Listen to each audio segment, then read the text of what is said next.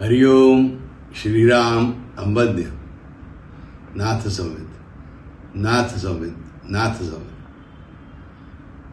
माझ्या मित्रांनो, माझ्या लाडक्या बाळांनो, आता व्रतादिराज सुरू होतोय। आपल्याला प्रत्येकाला व्रतपुष्प हवं असतं आणि दरवर्षी साधारणपणे मी एक व्रतपुष्प जाहीर करतोच। मग ते व्रतपुष्प जाहीर करतो ती घोषणाबाजी नसते।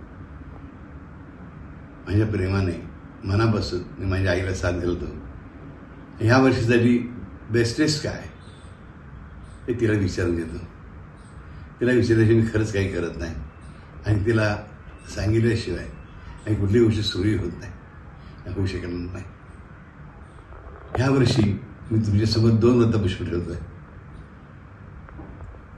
एक म्हणजे शुभंकर स्तवन आणि दुसरा म्हणजे घोर कष्टधर स्तोत्र। ह्याचा अर्थ दोन्ही करायची स्तोत्र ह्याची असं नाही, परंतु ज्यांना दोन्ही करायची असते त्यांनी दोन्ही करायला हरकत नाही। पण यापैकी एक स्तोत्र म्हणजे घोर कष्टधर एक किंवा शुभंकर स्तवन एक असं घेऊन आपण व्रतादिराज केला अधिक सुंदर आहे। तुम्हाला त्यापेक्षा सगळे वेगळे जाऊन घ्यायचं असेल, दादाने काही स्पेशल सांगितलं असेल कोणाला, तर त्याला काहीच हरकत नाही।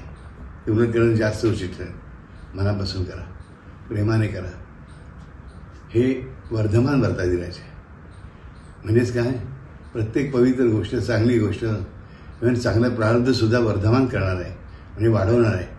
अर्थात जे म्हणून वाईट आहे, चुकीचं आहे, त्रासदायक आहे, त्याचा क्षय करणार आहे। तर एक शुभंकर स्तवन आहे, दुसऱ्या बाजूला घोर कष्टधरण आहे। घोर कष्टांचा नाश करणार आहे।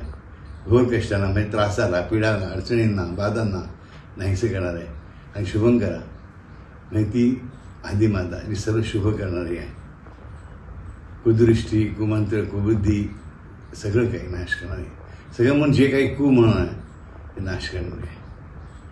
कुठल्याही निवडा किंवा दोन्ही निवडा, माझं प्रेम तुमच्याबरोबर सदैव आहेच आणि कायम राहील। Hariom Shriram Ambadnya. Love you my kids, love you all.